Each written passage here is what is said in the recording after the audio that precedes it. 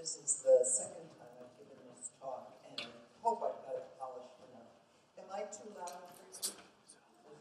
There's no feedback. How many of you have studied with me introduction to sociology, or not that many? Okay. Because many of you know that I like to tell stories. So this is going to be the story that has kind of informed my life. It is the story that tells you why I do what I do and why I teach what I teach and why I'm involved with prisoners and why I want to understand perpetrators. Because my own life started out because of the genocide in the Holocaust, the Shoah. So let's have the first slide, please. I'm going to read a paper that I wrote, but I'm going to tell you the story and then read and then tell you the story because it's a narrative. It's about to be published by B'nai B'rith magazine. They picked it up for the March edition because they think it's an interesting story. And it certainly is not depressing. It might start out depressing. Don't get depressed here because there is a happy outcome, all right? We don't all live happily ever after, but there can be a decent outcome from a very tragic situation. So let me read to you. It begins as I turn out the lights and prepare to settle down for the night. The room is dark. The bed is comfortable and cozy. I eagerly await my restful sleep, but I am still awake when a cold feeling comes over my body. I begin to be anxious, for I know what is coming. All of a sudden, the fear takes over, visceral and terrifying. I am falling into a pit. It is a large pit, emptying into an abyss that spirals downward. The spiral reaches into infinity, and my fall down the hole goes on forever without end. I stay conscious. I begin to think that this life I know will cease and that everything I know to be reality is in fact temporary. The life I live is an illusion, to be shattered and end with no control on my part. I will die. It is inevitable. And the world will go on without me, my existence wiped out in an instant. Completely conscious, I am falling forever into this pit. It is my death, and it will never end. The pit is dark. The farther I fall, the smaller it gets. There is no one to help me or to save me. I must deal with it myself, as I have done since the horror began, as I have done since I was 11 years old. My father said I would outgrow it. My husband held me when I was a young woman, telling me he was there for me. Now I have these daymares alone. They have come for 59 years. Will they ever end? So that's the beginning of my story, starting at the age of 11, when I start to have these waking terrors and I would have them probably once every couple of weeks, and I'd be falling and falling and falling and falling and falling forever into this abyss. But I'm awake as I experience this. And so I would jump out of bed, I would run to my father, I would read, I would do anything I could do to escape this daymare, I call it, but nothing ever stopped it. And I continued to have these daymares for the rest of my life. So let me read you another piece and then I'll tell you more of the story. This is how it all began. We are sitting in a car in the dark. We are waiting, my brother and I, for our parents to emerge from the apartment in Brooklyn, New York, where they went upstairs hours ago. We do not know why we are sitting down here, but we continue to wait. When he went up, my father was hopeful and eager to meet with whomever he had come to see. He seemed wary but anxious.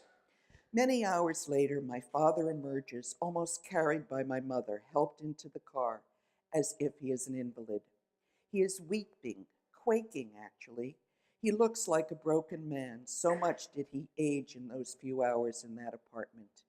We don't know what happened, but we know something horrible occurred. Silently, we drive back to Boston, many hours away. We sit in silence, knowing that we should not say anything. Could we have the next slide?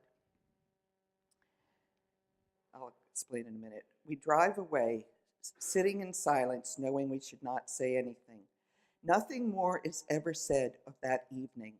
My family guards the secret well. Over the many years since then, I have tried to understand what happened that night, but the pieces never fully come together. This is the family that my father left in Lithuania in 1939. That's my father on the upper left, his brother Herschel, who was 17, his sister Althea, who I used to look like when I had black hair, my grandmother, and my grandfather. Oh, thank you, I forgot my little thing here. So he left in 1939, and he was the eldest son, the first to go. And his sister was supposed to leave and go to the United States, but my grandfather was ill. And so she said, you go first, and then I'll come afterwards, send us the money. Send us the money to get us back, get us to the United States. Well, eventually the war broke out. My grandfather died of natural causes. Oh, that's a good idea. Thank you very much. My grandfather died of natural causes, and my family stayed in Lithuania. My father, by the way, was the last Lithuanian of 7 exit visas allowed that year, 1939, only 7. During the build-up to the war, during the beginnings of the Holocaust, it had already been going on in other parts of Europe, but came to Lithuania a little later, 1941. So in 39, he crosses Germany with an SS guard with safe passage to get to Le Havre in France, and then takes the boat to the United States, where he comes, and then, next slide, he meets my mother, Ida, and those are the 2 children. I'm the one on the right. Sure have changed. And let me go on. So when he got to the United States, he was inducted into the US Army, sent to North Carolina, did not actually get sent to Europe because the war ended before he was sent over. And then he just stayed in the United States and worked as a junk dealer, which was what a lot of people were doing in those days. We'd call them recyclers now, but he would collect pewter and gold and whatever people were throwing out, rags, and sell them and resell them. That's how he made his living by day. By night, my father was a biblical scholar. He had studied in Lithuania in the yeshiva, which was a place where young men would be trained to study, perhaps become rabbis, perhaps not, but certainly be well educated in all aspects of traditional Orthodox Jewish religion.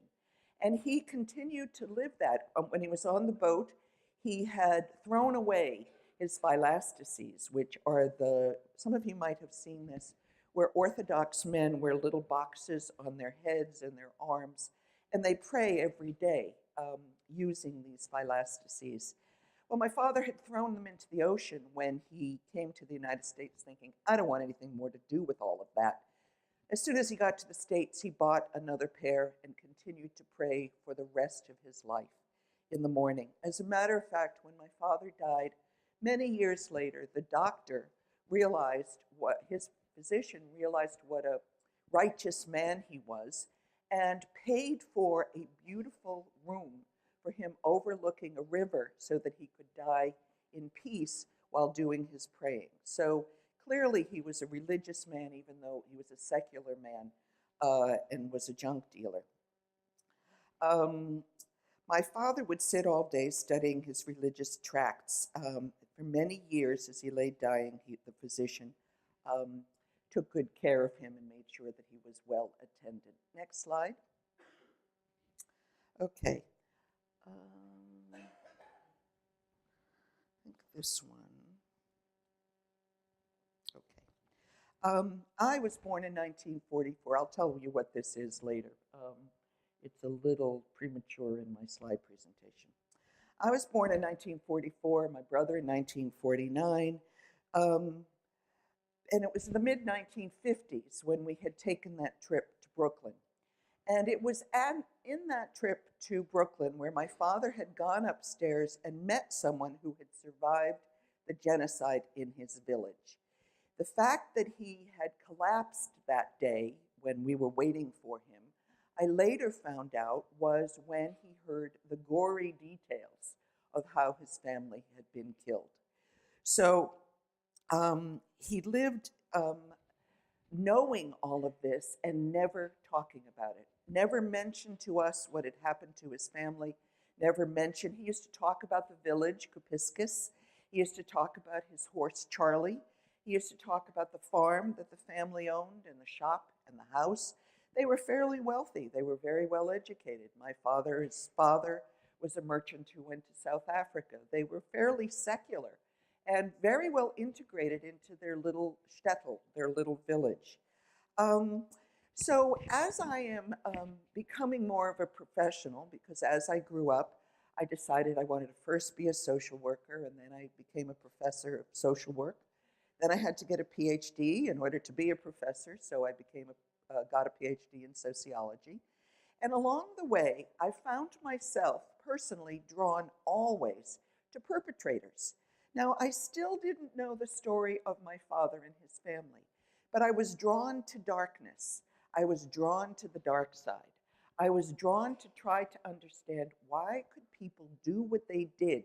So first I started to work with men who battered women. Then I started to work with prisoners. Then I worked with others who had engaged in horrific crimes against other human beings because I wanted to understand why were people doing these atrocities to others. So in the course of all of this, I started to teach a course. I used to teach at Ithaca College in the East, Ithaca, New York, and I was taught a course on the Holocaust because I was drawn to all of it, and I certainly knew that my family had died in the Holocaust. I just didn't know the details. So I took this course, and I went to the U.S. Holocaust Memorial Museum in D.C., where I was a visiting scholar. I was lucky enough to go back twice, once to learn and another time to teach as a scholar at the museum. While I was at the museum, I was lucky enough to, they have remarkable archives from every town in Europe, lists of people from every village, photographs of people from everywhere in Europe, trying to pull together all the knowledge that they can find about what went on in the Holocaust. And so one afternoon, I went upstairs to the archives and I start typing in Kupiskus, Lithuania. And up comes a list. And this is the list that was drawn up by a public health nurse the day after my family was killed in Kupiskus. Public health nurse from the next village, Ponovitz, came to the town, came to the shtetl, little shtetls, or their little villages, where local Lithuanians and Jews lived harmoniously for years and years. But in this case, the Holocaust had happened, and she came and made the list. And let me see if I can find my family on this. Because this was the first evidence.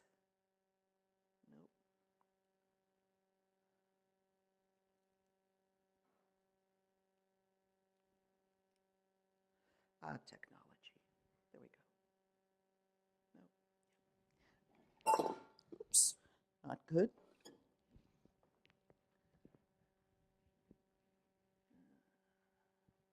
I have a better copy in another, later in the slideshow. Somewhere around in here is my family listed.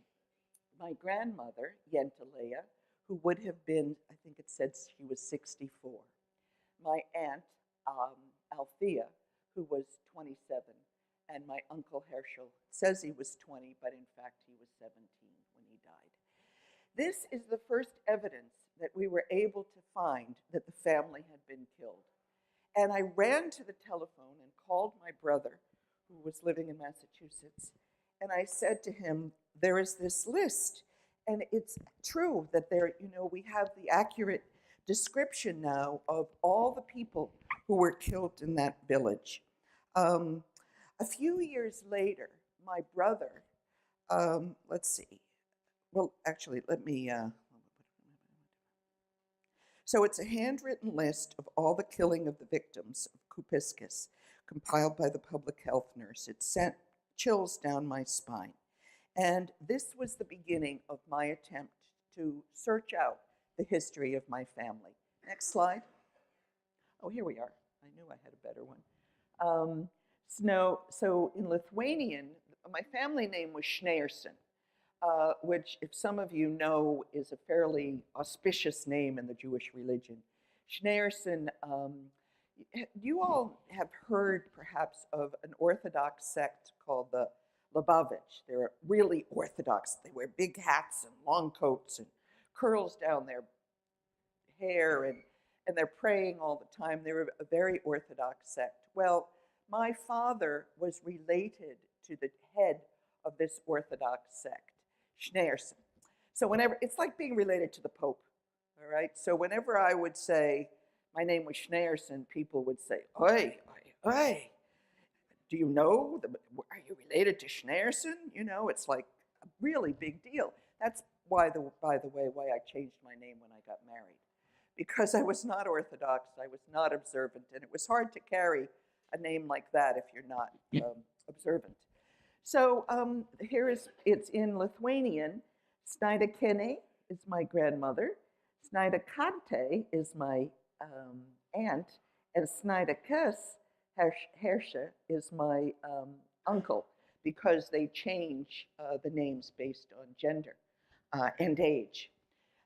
So what ended up happening was, after I found this, I then talked to my brother, and he called me soon thereafter and told me, a few years later, my brother called to say there was a story in the news about a Nazi collaborator in Kupiscus, Lithuania, who was about to be deported from the United States for falsifying documents when he immigrated here.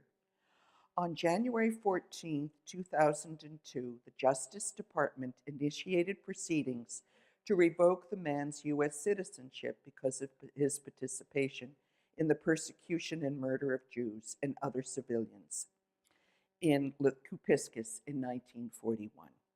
The complaint was filed, and it alleged that Peter John Bernes, a.k.a. Petras Bodvanovichus, 79, worked during the summer of 1941 as a deputy to a Nazi-appointed mayor and a police commander assigned to Kupiscus.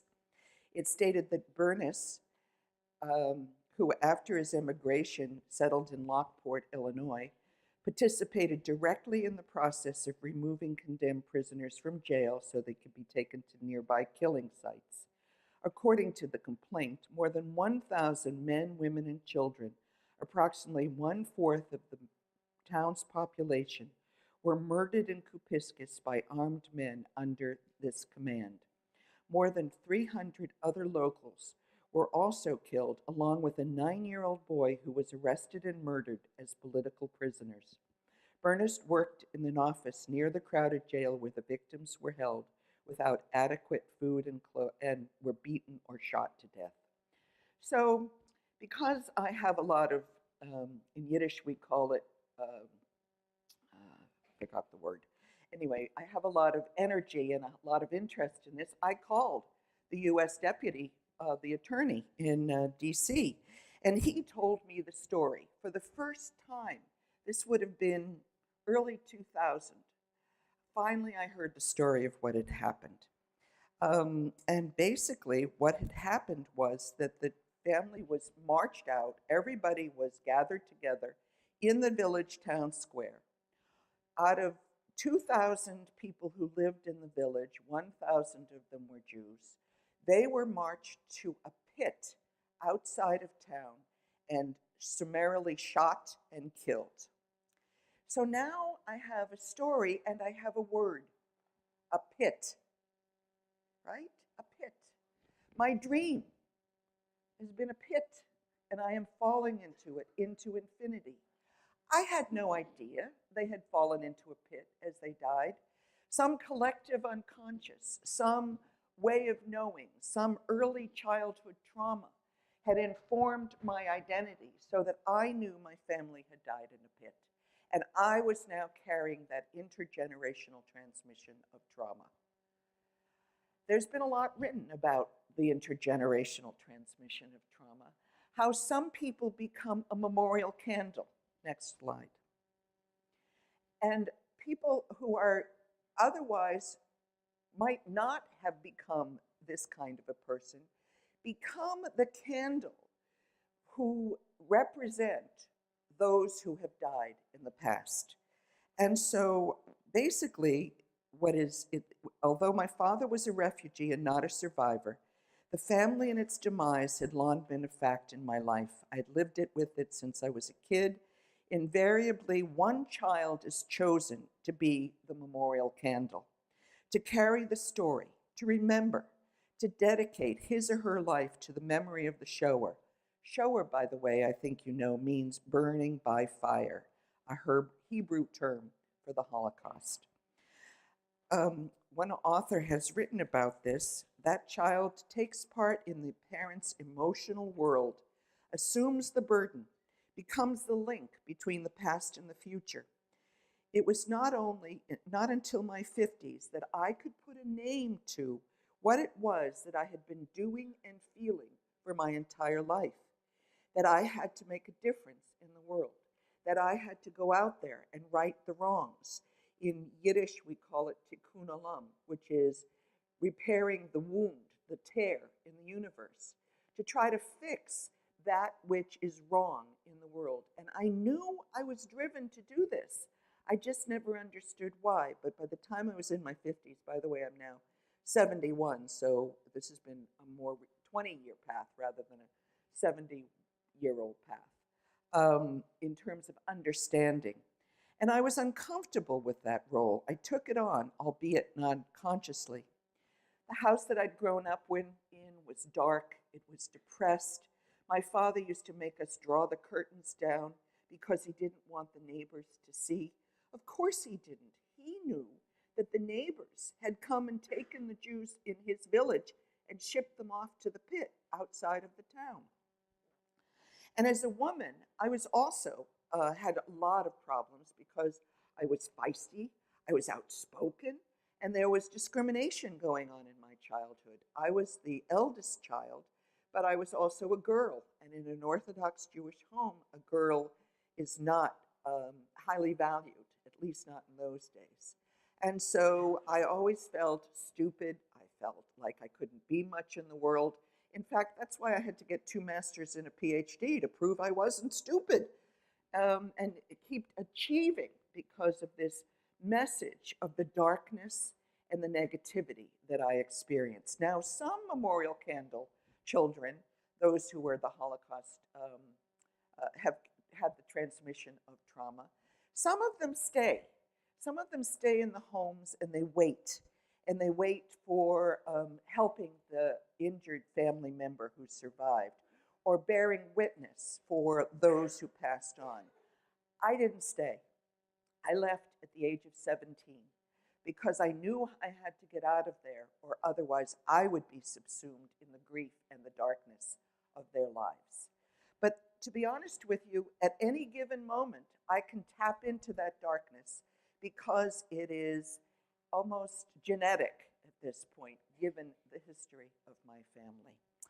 So many times I lashed out in anger, but for the most part, I just ran far away, having a feeling like I had to survive just the way my father had survived so that I could move on as he had moved on and in order to survive. By the way, I forgot to tell you that before the Holocaust happened, my father had 2 years of letters coming from his family, and we kept them. My brother still has them. And in those letters, it kept describing how conditions were getting worse and worse and worse, how Nazis were coming to town, how there was a military buildup, how they had come for my father to induct him into the Lithuanian army because they knew they were going to be fighting in a war shortly. Fortunately, he had left, and so he wasn't inducted. But they were asking for money because things were desperate in those conditions. And of course, in 1941, and I'll get to this story of what I finally discovered. All right, so why don't we have the next slide? Oops. One of the things that, as a result of all of my work around the Holocaust, I actually, when I came here, got involved with this lecture series and also got involved with Myrna and Barbara and a number of the Alliance members in forming first a reunion of Holocaust survivors here in town, in the area. Then we developed a Holocaust and Genocide Memorial Grove. Have any of you seen it as you walk over to, put your hands up if you've seen it. Oh, for those of you who've not, please go check it out. It's really quite lovely, even if I do say so myself. It's on the way over to the Green Music Center. It's right near the Alumni Grove. And the way this evolved was after the event for the reunion of the Holocaust survivors from this area, I spoke to a friend, my friend David Salm, and I said, you know, we need something more permanent on campus because of this lecture series that exists here and the work that Myrna's done and John Steiner before her. And so I asked David, and he said, yeah, I can help you with that. Well, he gave me the money. And we built the Grove. We got Jan Nunn, who is a sculptor over in the art department, to design it. We got donations from Union Pacific for the railroad tracks. We got donations of glass. We got donations galore. And ultimately, it was opened. We had a very beautiful and moving opening ceremony in which we had Native Americans, Armenians, Rwandans, Cambodians, people from the Holocaust. Can you remember any other ethnic groups? We tried Cambodians, right? And we had people from each of those groups come and either sing or chant or dance to show us their culture. But then we also put the bricks in this grove that honored each of the ethnic groups that have had genocides in their history.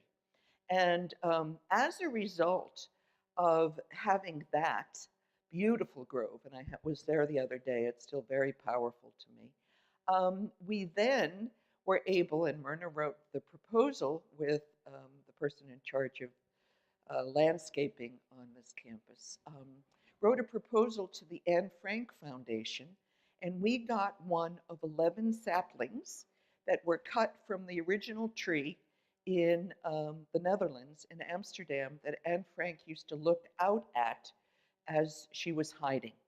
And so the tree, particularly if you get out there in the spring, is absolutely beautiful. It blossoms. I should have put a picture of it in the slideshow. I'll do it for the next time. It blossoms. It's surrounded by a fence because we don't want anybody to do damage to it.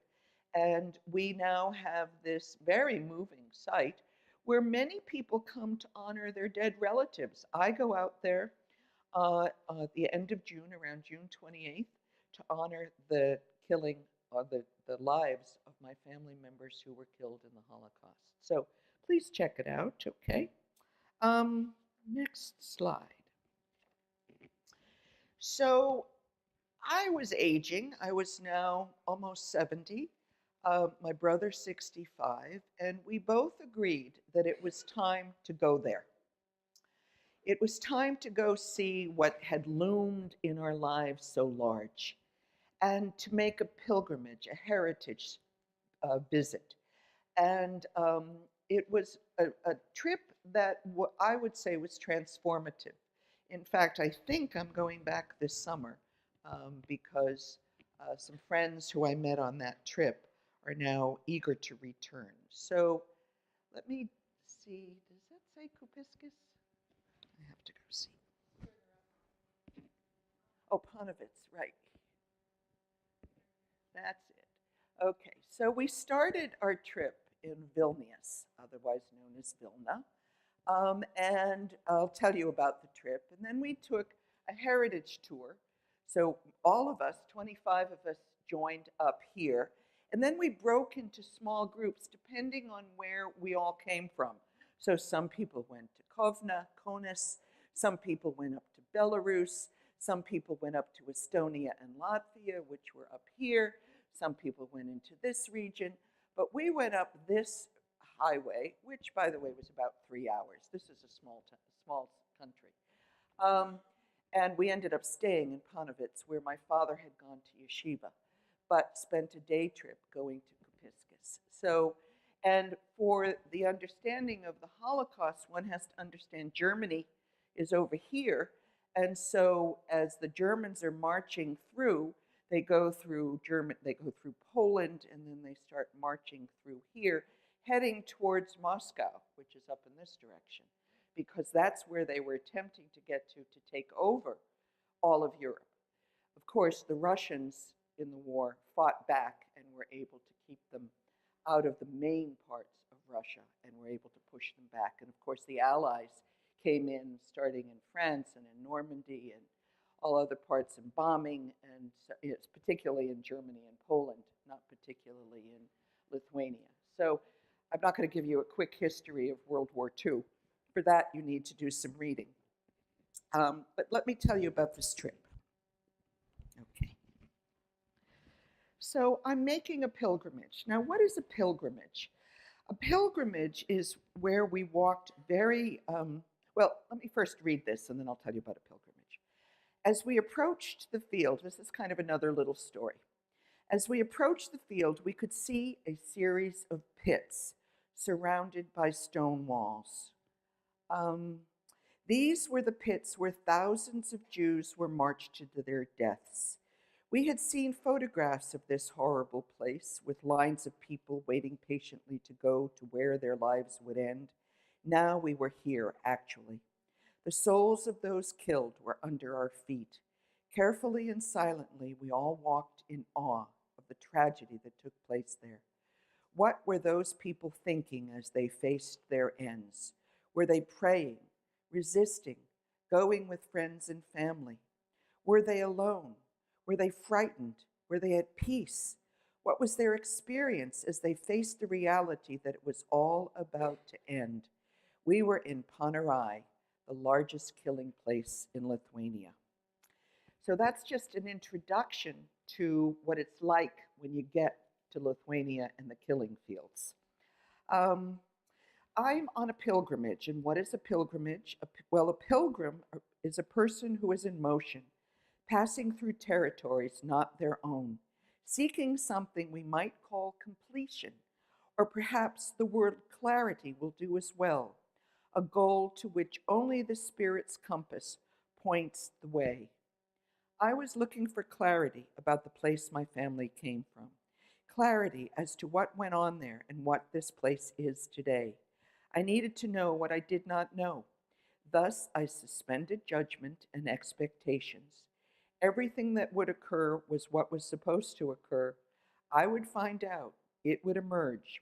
All I had to do was put myself in the place of going, and the rest would all unfold. My destination from an industrial city in Boston all the way back to Lithuania was a pilgrimage that was difficult. My aunt had been very involved in her community, Althea. She had worked as a town clerk. My father had been in the Lithuanian army. He had been in the ski patrol.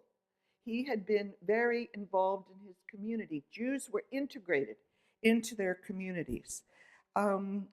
This trip was called a Jewish Heritage Tour to Lithuania. And the first place that we went to was a museum. Would you give me my next slide, please?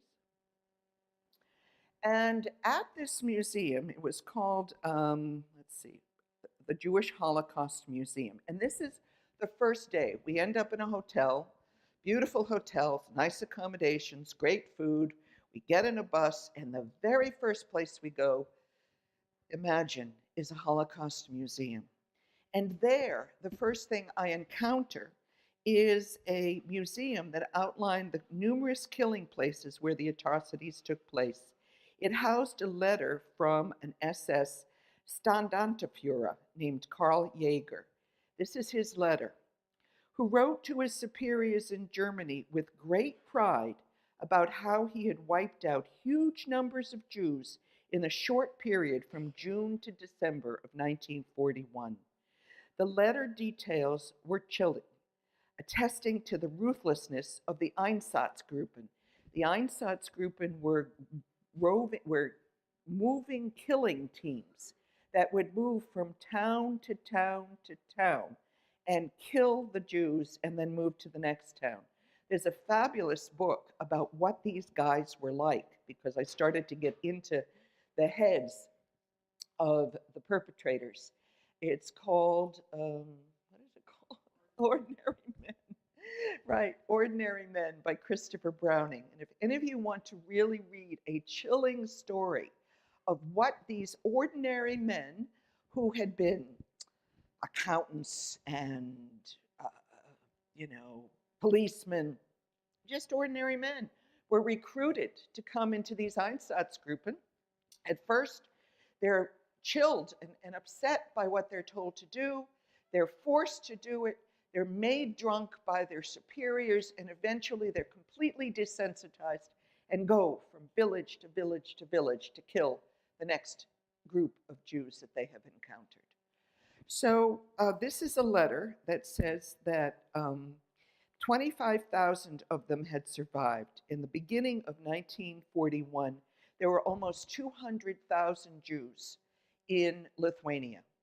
By December of 1941, there were 25,000 of them left. And so this is his letter documenting how he had killed off 175,000 Jews in 6 months. That's quite a feat. A chilling and horrible feat, but it certainly is quite the feat. By the way, a few of the people who were finally able to survive of those 25,000 were eventually sent to ghettos in Kovna and in Vilna. And they were encircled by fences, barbed wire, Nazis who would keep them there, and they were forced labor, kept on very strict and terrible rations. People were hiding. So I'm going to tell you a little story about all of that. So by end of 1941, there are only 25,000 of them left. Those who eventually survived the concentration camp, Jews in Lithuania did not go to concentration camps. They were killed in sight or they were sent to the ghettos. After the ghettos were liquidated, they were then, the last of them, were finally sent to concentration camps, but they were only about 10,000 out of 200,000 people. When we were at this museum, they asked us to step into an attic, little place where we were supposed to experience it, what it was like. So let me describe this. Besides learning all of this, we also had the frightening experience of being in an attic crawl space to feel what it was like for those who had to hide there. Although we were in the space for only a short time, I was appalled. Cramped in with 5 other people, I felt claustrophobic and confined. I could hardly breathe. I began to sweat even though it was cool outside. I felt viscerally frightened. My skin crawled. I wanted to cry. I stopped breathing and felt as if I was going to die in those few short moments. I could hardly wait to get out, taking quite a while to recover my equanimity. I couldn't imagine what it must have been like to hide for months in a place like that to avoid the Nazis' roundup. And yet these hiding places existed all over Lithuania where people tried to save themselves from the inevitable. We then went to a tolerance center where some people are trying to work on, Lithuania has a huge rise of anti-Semitism right now, starting all over again. They didn't learn from their mistakes the last time. And so there is a tolerance center there that is attempting to work with skinheads and neo-Nazis to try to help them understand what happened in Lithuania, and then also to try to diffuse the anti-Semitism that is growing in that country. I recently heard, you all heard Mr. Grunberg when he was here, when he was talking about, what was his name? My name. I just had surgery, by the way, so I'm a little foggy. So Karski, thank you. When Karski was, when the Grunberg was here to talk about Karski, he told me there's a new book in Lithuania, written in Lithuania by a woman who has now documented all of the atrocities that took place there. And she's getting a huge backlash right now against her because of the details that she is bringing forth that have not yet been known. I'm hoping to find that book translated in English so I can learn more. All right, so how about the next slide, please? So the museum, we went to another location, and this is an area that is called Panerai Memorial Museum. On this site, 30,000 to 100,000 of the Jews of Lithuania were killed. The number is unknown because, contrary to what most people believe, no records were kept on the Jews that the Nazis slaughtered in the Baltics. And so it was a very painful place set in a very lush forest. A group entered the park, and this is the main entrance to the park. And we passed near a track where the trains that had brought the Jews to Panerai were to be killed. We could hear the whistles off in the distance, a chilling sound, and we entered sacred grounds. The men put on yarmulkes, which you wear when you're in a synagogue to honor God. Women covered their heads as if they were going to a synagogue or a funeral. Next slide. This is the memorial that we went up to and left candles and rocks. Jews don't usually leave flowers. We don't leave flowers because flowers die, and we leave rocks because we want eternal memory, and rocks never die. So that's why they're there. So we said a Kaddish, which is the prayer for the dead, at this setting. Next slide. This is where the pits are. This the Jews lined up outside of the pits and were marched into this area to the killing fields. Eventually, the cemetery, thousands of people were buried in the cemetery, were summarily executed merely for being a member of this ethnic group. Gunshots that killed them rang out around the area as thousands marched through Panerai on their way to their death. So this is one of the killing pits. A guide told us a story of a group of Jews who were tasked with moving other Jews to killing, and then moving the bodies out to where they'd be buried. Eventually, a few of them were able to dig a small tunnel from which they could escape and run to the forest. It was one of the few times Jews could save themselves from this horrific place, a testament to human fortitude and resilience. It's the only bright spot in our whole time for our group at Panerai. Next slide. This is it from a distance. So you approach it in kind of this sense of, it's like you're walking on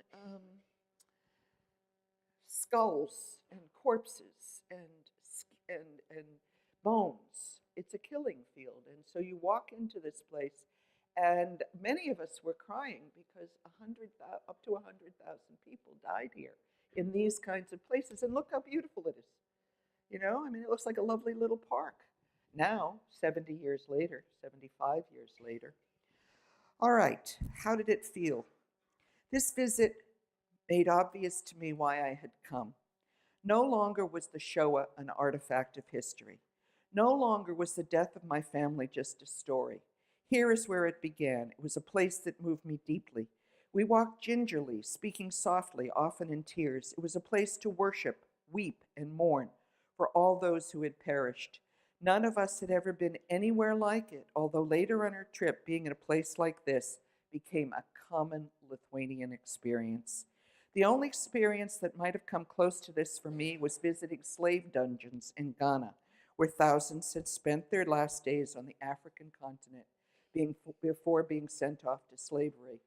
In both places, one could smell and feel death and horror all around.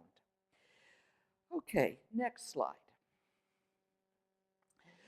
Then you go on, right? You go to this place. By the way, that evening, I went back to my room and I just wept and wrote in my journal. Everybody else went out for dinner and, they were all having I don't know if it was a good time, but we're moving on. But I was blown away by my experience. But the next day, another experience happened. Next slide. I'm sorry, go back. The next day, we went to the Lithuanian National Archives. Now, you don't really know what you're seeing, so let me tell you what you're seeing. At the National Archives of Lithuania, there are documents on shelves, much like our National Archives, that has every record from the time it's been written on this country. And they have it by villages and shtetls, the little places, towns where like one that my family lived in. So I said to the archivist, "Where is Kupiscus?" And she said, "Oh, right over there." So I pull it off the shelf and I open it up, and the very first person's record, is my Uncle Herschel's when he was having his bris. A bris is a ritual circumcision, and I just happened upon the record of my uncle's ritual circumcision. So the whole trip felt very like synchronicity, fortuitous. Something weird was happening. I wouldn't call it magical because it was more like strange. But now I come upon my uncle's record, and there is my grandmother's name, my grandfather's name, the name of the man who did the ritual circumcision, my grandmother's birth date, my grandfather's birth date, and Heschel's record. That's the top one there. I can't really read it very well, and I can't read Lithuanian, so that you'll have to trust me that that's what that says.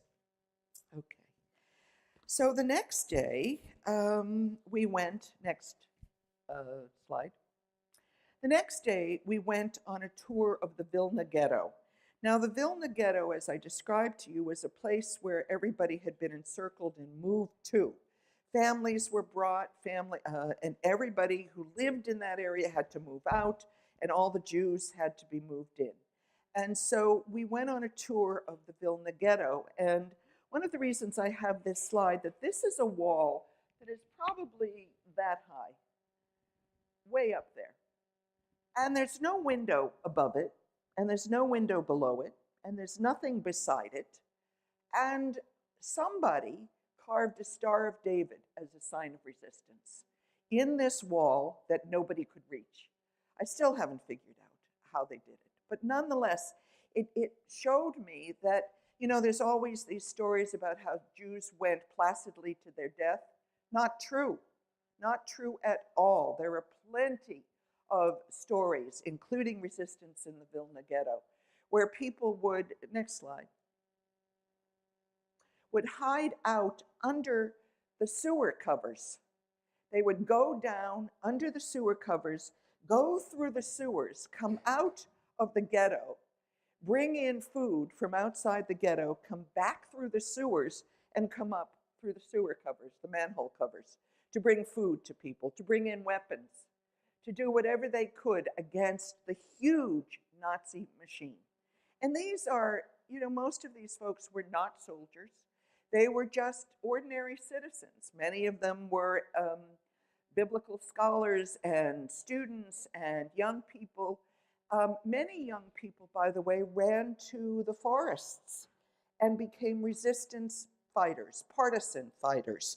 There's a fabulous new book that I just read called The Nightingale about resistance in France.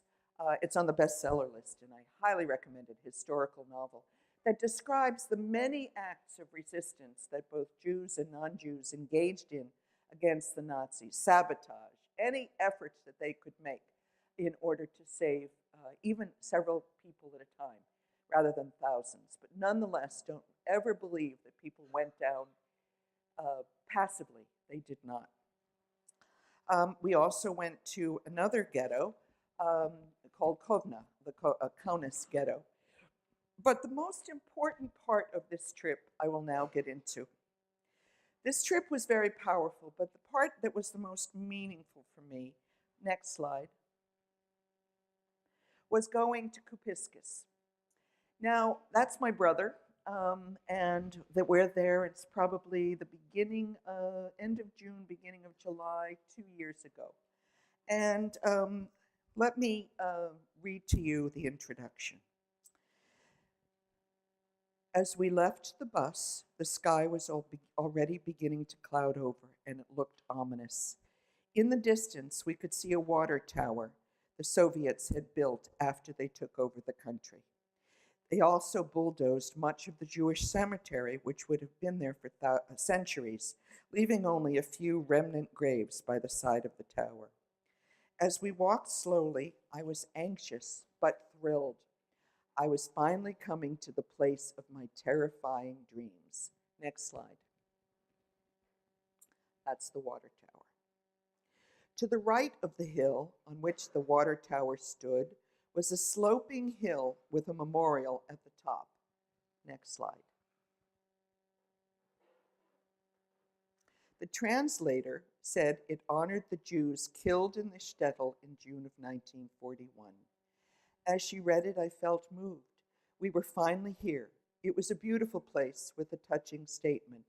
The hill sloped downward into a lovely garden with steps and flowers. Next slide.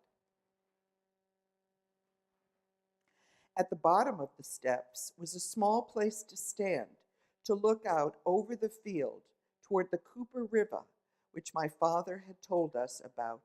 He had said that he had often taken Charlie the horse there, over the river from the small farm into town. Next slide. Beyond the trees is the Cooper River. He had said, I could see it now. It was real and moving, quiet, peaceful, nothing like I had imagined in my worst daymare. As we went down the steps, next slide, 8 of us were silent, all feeling the sacredness of the place. Beneath our feet were the bodies of the 1,000 Jews killed there in a single day, more than 800 from Kupiskis and the rest from surrounding regions. My brother took out the prayer book he had so thoughtfully brought and handed them around so we all could say the Kaddish that we had intended. I wept as we recited the old familiar words, and then the skies opened. We were drenched with a downpour that we had not seen coming. Was our martyred family weeping with us? Was it mere coincidence? I'd never know.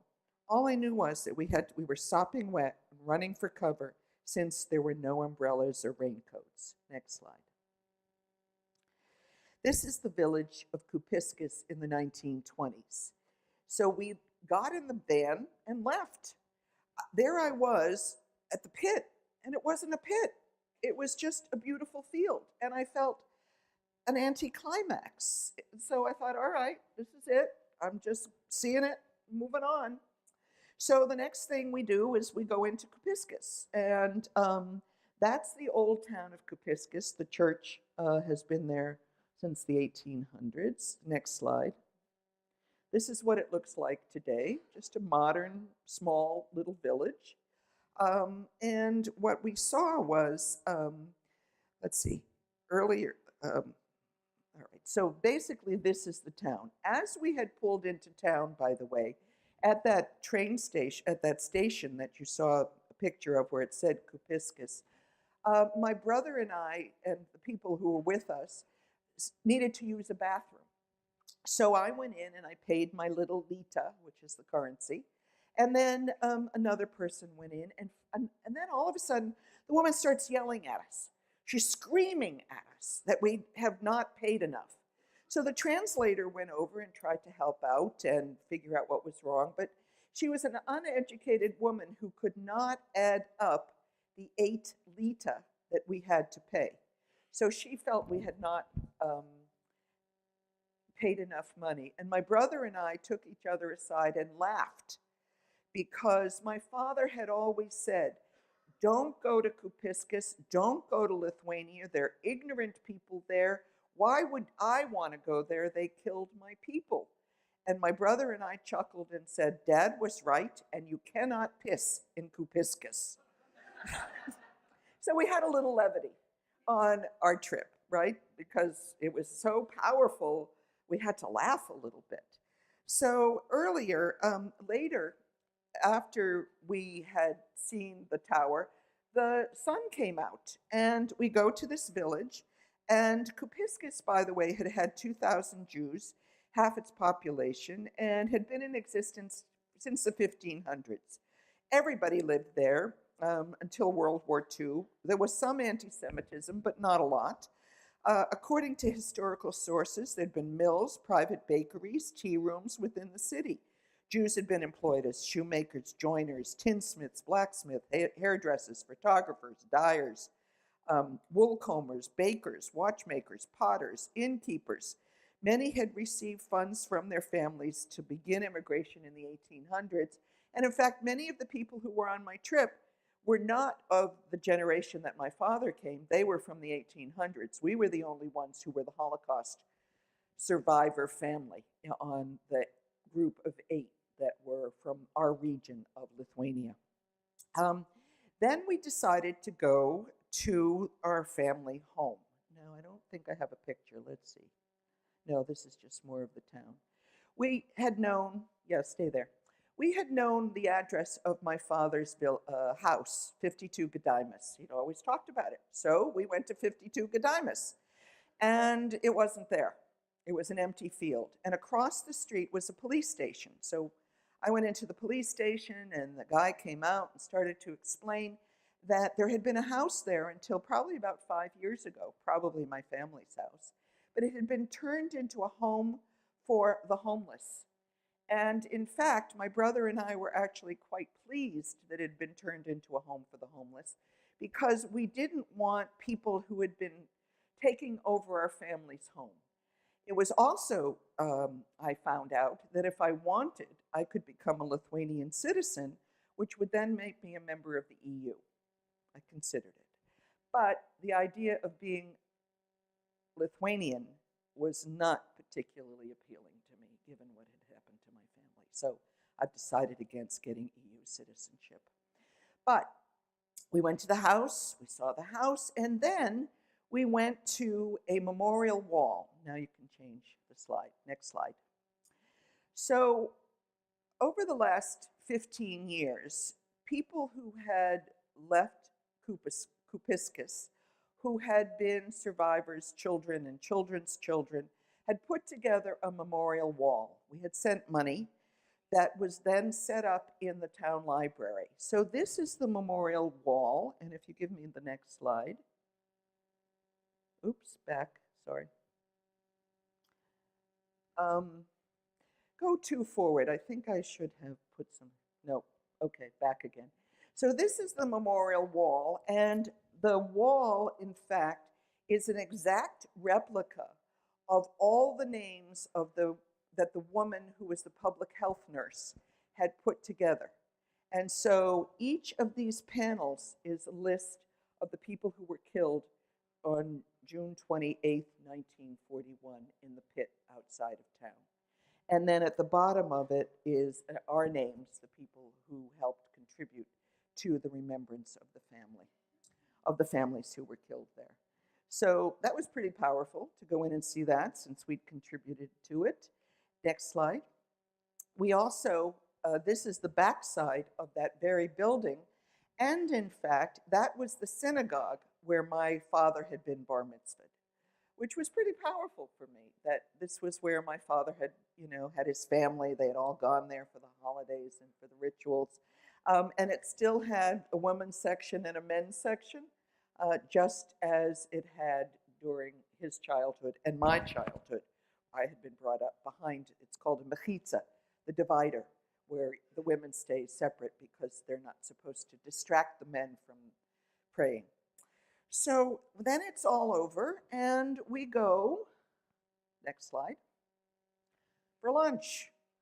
And my father always loved borscht. borscht and rye bread. And so we had a typical Lithuanian lunch of borscht and rye bread. And then we get in the car and we leave. And I'm thinking, that's it? This is what I've come for? The pit is not a pit, it's a field. I'm eating the food. I see the place where, is that all? And I came home. Okay, next slide. And there's the rye bread, by the way. So let me read this next piece. Soon after my return from Lithuania, it was my 70th birthday. As is my ritual, I attended a meditation with a guide who helps me see where I am and where I might be heading. It is held at a rustic mountain retreat called Light on the Hill, not far from Ithaca, New York. There is a pond, and a serene nature surrounds us. We can access places I do not go without the help. I told my guide, the owner of the center, about my daymare and my trip to Lithuania.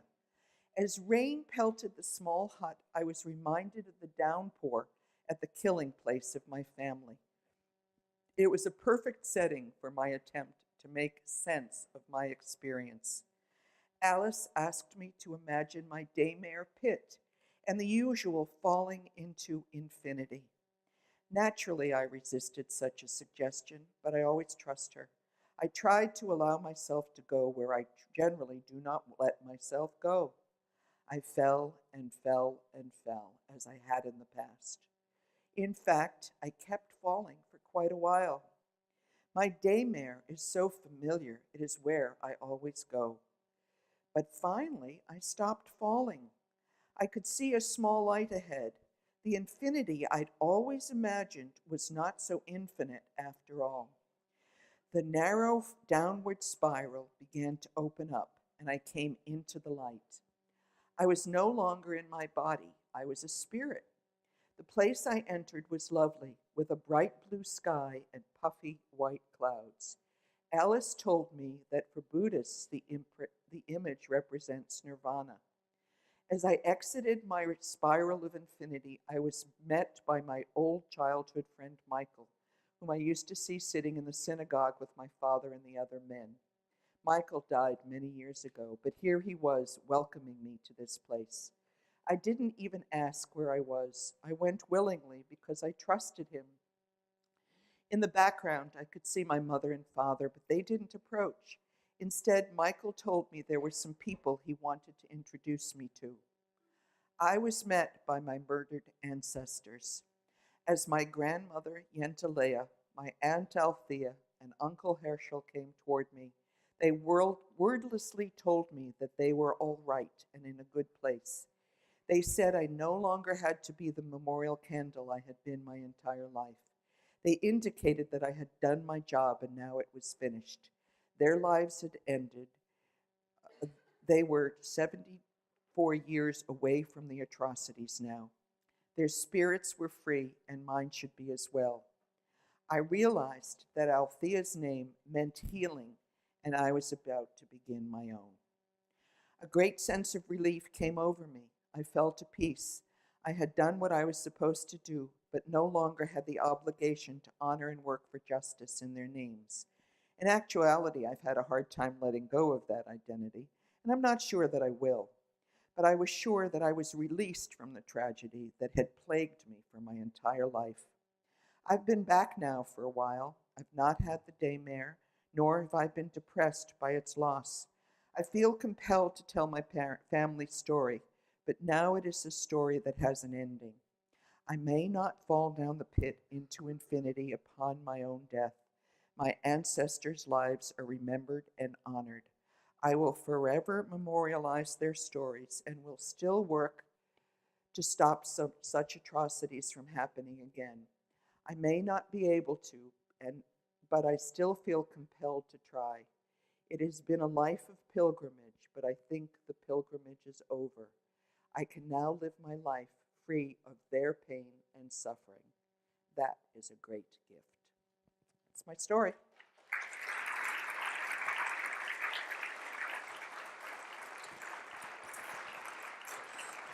So I'd like questions, because it's much more fun And this is not fun, but it's fun to talk to you about all of this, about second generation, about childhood trauma, about what happened in Lithuania, about the trip, anything. Ask me anything. I'm pretty open. Thank you. Yes. Really? Ooh.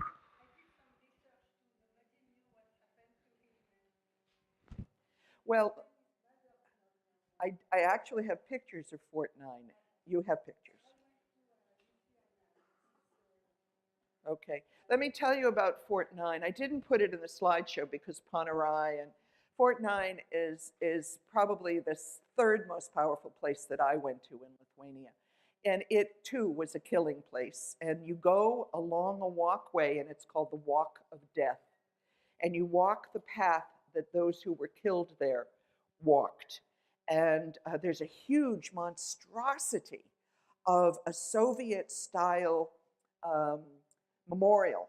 And it has bodies reaching up, and it has bodies dead, and it has bodies standing up like this. It's huge. I mean, it has to be the size of 3 times the size of this room. And it's kind of brutalistic art. You know, Stevenson Hall and Darwin Hall are both called the Brutalist School of Architecture from the 1950s, and that's the same school of architecture, Soviet architecture, that Fort 9 was. I'd love to talk to you afterwards a bit if you'd like, because it's a very, I'm going to go back, and I'm going to go back there. I saw other hands.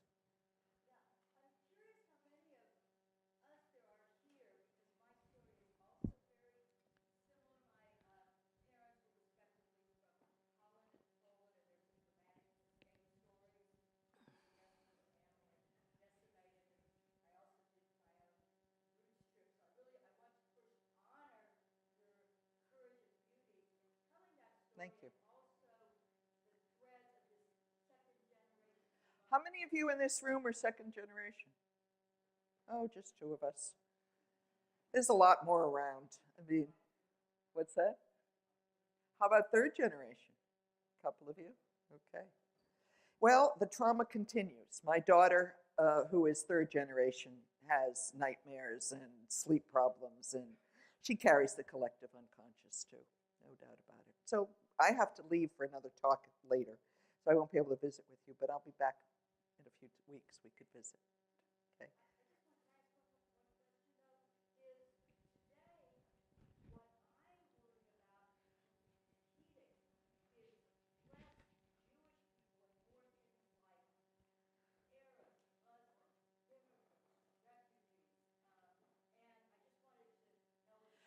Well, let me suggest, when we study here, we study genocide.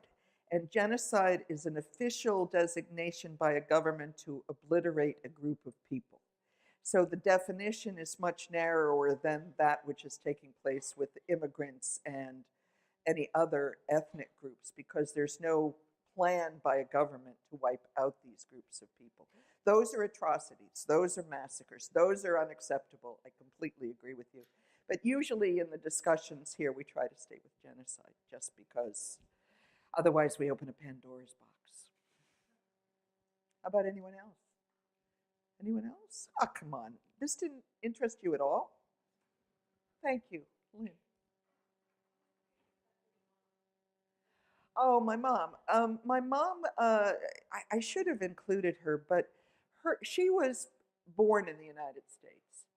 Now, interestingly, her mother came from Poland, and she had 11 brothers and sisters. 4 of them went to the United States, 4 of them went to Israel, and 4 of them stayed in the Soviet Union, what became the Soviet Union. And those who stayed in what became the Soviet Union were, in fact, victims of the Holocaust, but they were a little more removed from me. So, and actually, according to my cousins, probably second and third cousins, probably about 60 people were killed through the Russian and Poland occupations. And in fact, out at the Grove, I've bought bricks to honor her side of the family, but we don't actually have a lot of names. And by the way, 4 of them stayed in the Soviet Union, 4 came to the United States, and their children became professors and doctors and lawyers. And the 4 who went to Israel lived on kibbutzim and founded the state of Israel. So we kind of are the story of Jews from the 1800s. So my mother's side, a little more removed. My mother was a very traditional woman, even though she was born in the United States, which is one of the reasons I ran away at 17. It was not a good place for a feisty Jewish girl with a brain. So I was trouble. I didn't even include that in here. I was really trouble. I mean, I would speak up at everything that went wrong in that family. If my brother got X and I only got Y, they heard about it. So I was not easy. I got my comeuppance when I had my daughter. So, how about others? Yes.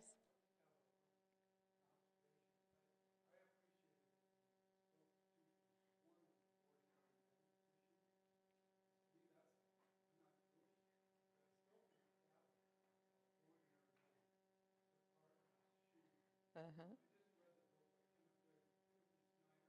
Uh-huh. Right.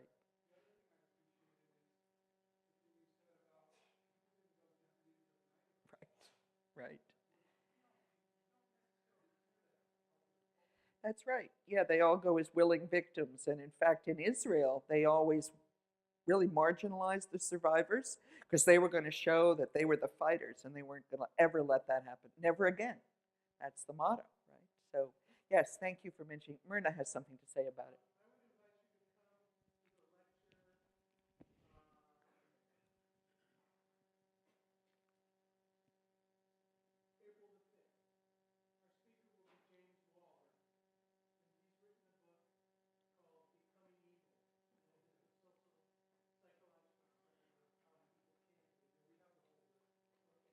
Good.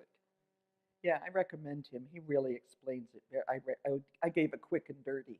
He goes into the real socialization process, social psychological process. Lynn, I'm glad you're asking.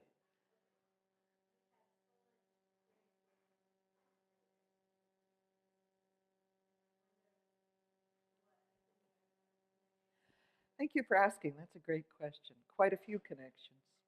The people that I work with in prison are ordinary men, and they were like you and me when they were growing up. Some of them might have been sociopaths, but not many. Most of them were either beaten as children, they were mistreated, they were shot up with drugs, they were forced to join gangs in order to survive.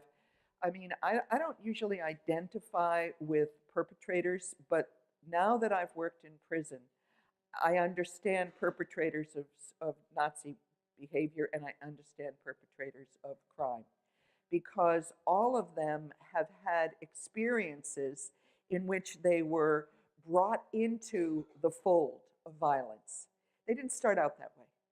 And if we started to intervene with people early, I mean, in Germany, I don't think we could have done anything, but certainly with prisoners, most of the prisoners that I know are rehabilitatable.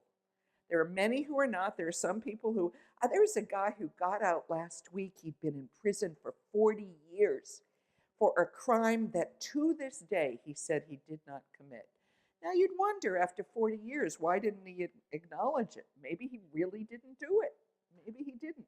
But he became, socialized in the prison system. And so there he was, 40 years denied parole over and over. I've worked with men. One guy killed a kid accidentally and did 36 years. He was upset and he didn't know what to do and he was like really angry and he just kind of threw the kid. I don't know how many of you feel angry at kids. I know I did. And it was accidental. He did 36 years. Another guy killed 2 people. And one guy killed his wife. And when I asked him why, he said, she pulled a gun on me and I pushed her and she hit her head and she died. And he got, so there are plenty of people like that in prison. There are plenty of people who were gangbangers who committed lots and lots of crimes and have turned their lives around. So I really do believe in redemption, even for genocide.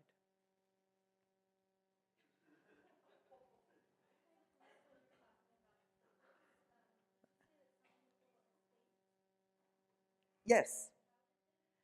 Oh, different ways. In the pit, they dug a tunnel under the pit, slow by slow by slow by slow by slow by slow. Like, oh, no, no, these were the people who had been given the task of moving the bodies out. So they were able to escape. In the ghetto, people were able to escape through various underground channels. Um, Other people escaped hiding, lots and lots of hiding, like that attic that I described. Or righteous Gentiles who hid, not many in Lithuania, not as many as were in other countries, but there are some.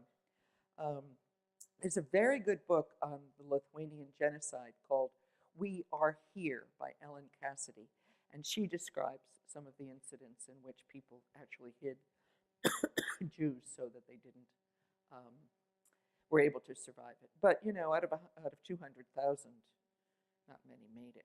In fact, when I was there that summer, I met a woman who was from Kapiskas, and she and I were communicating in Yiddish, and she said she was one of the, she had left before the genocide, but she said that nobody from that region had survived at all. Because once you're marched out, they're going to round you up.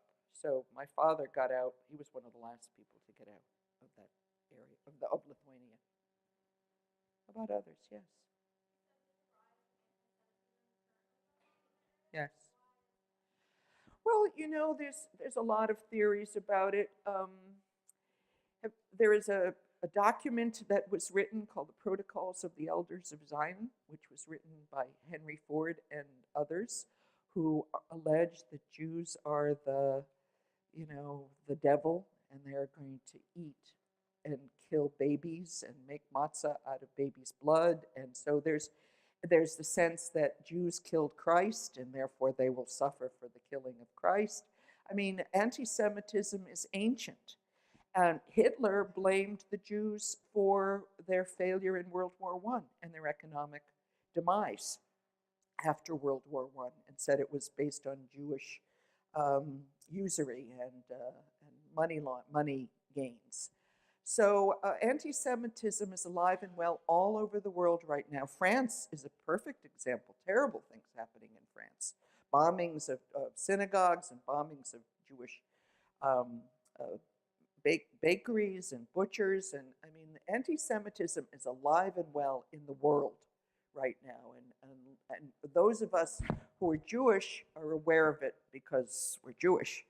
Those who turn themselves on to understanding it are the ones we need to join us and help fight it. It's alive, and Lithuania is just one of the places. Thank you for asking. Yeah.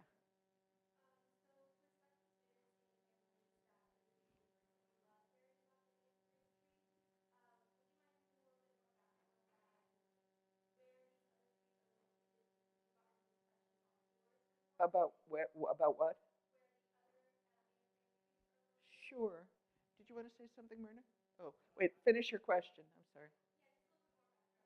Sure. Myrna, did you want to say something? Oh, yes.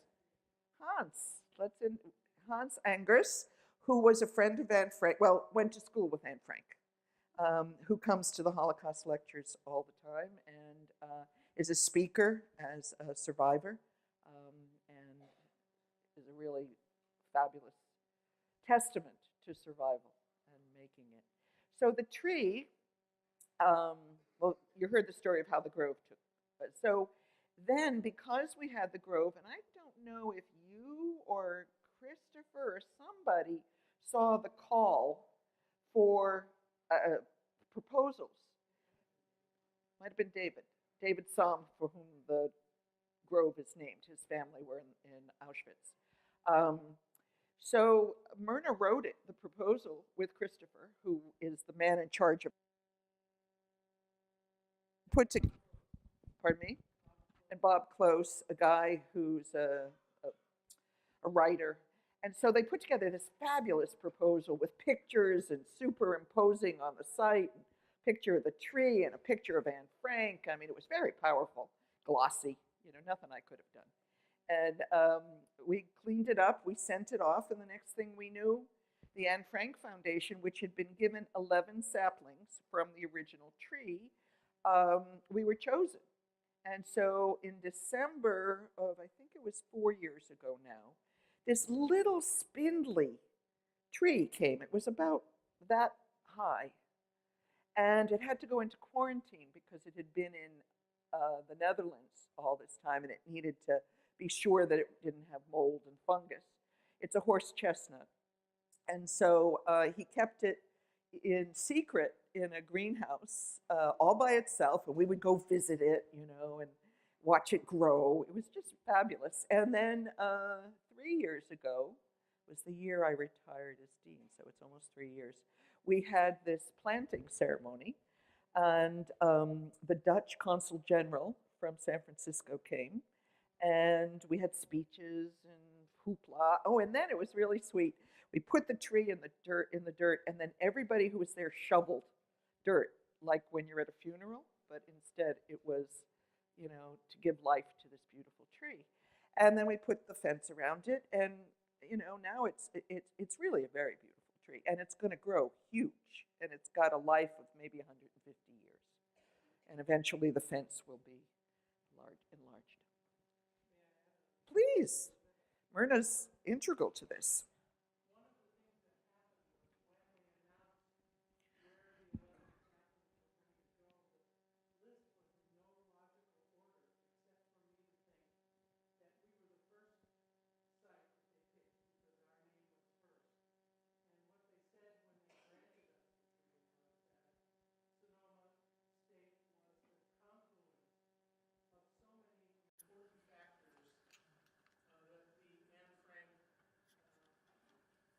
Foundation felt were important. First of all, our program of Holocaust education and this lecture series, not in this order necessarily. Second, the Grove, where we commemorated the memories of victims of all genocides.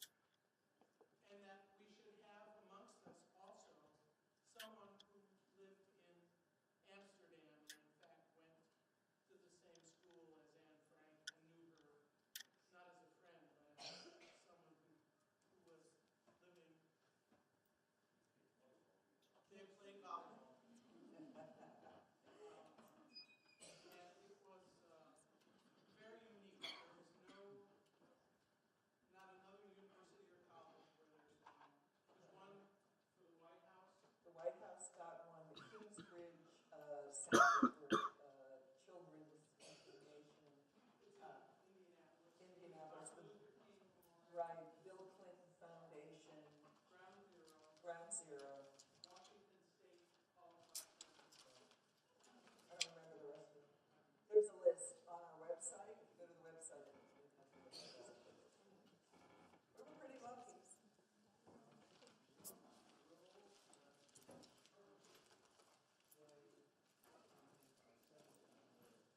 Lithuania?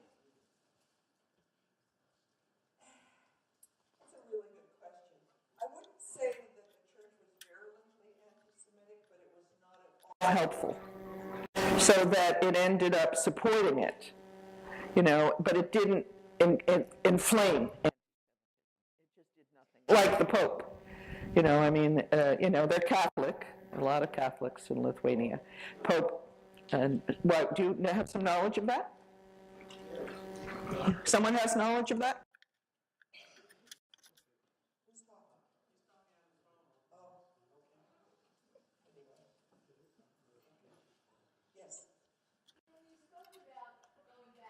What would you want to do on that return journey that you didn't get a chance to? I want to go deeper. And also, can you talk a little bit about the role of the partisans? Sure. How active were they? Yeah. Was that right?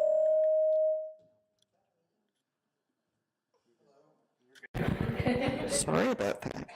I'm going back because I feel like I had a smorgasbord of Lithuania, but I didn't have a full meal of Lithuania. I want to go deeper. I want to spend more time in Kopiskas. I'd like to go back into the archives. I'm going to go to Estonia and Latvia as well, because that region, the Baltic region, it's fabulous. I mean, I had no idea. You know, people go to Italy, then they go to Prague, and all those well-known places. But I think this area of the world is fascinating. Beautiful and cheap. It's cheaper than all the rest of those places. Hotels you can get for like $100, $125 as opposed to $300. So, and I wanted to just sort of be there. Now the partisans were very important in Lithuania. I have this funny story. There was a wonderful movie called The Partisans of Vilna, which was about these people who were fighting underground against the Nazis. And I was at the Jewish Film Festival. This has to have been at least 20 years ago, 25 years ago. And my father had been in the Lithuanian army. He had been a snow trooper. And at the beginning of the film, they're showing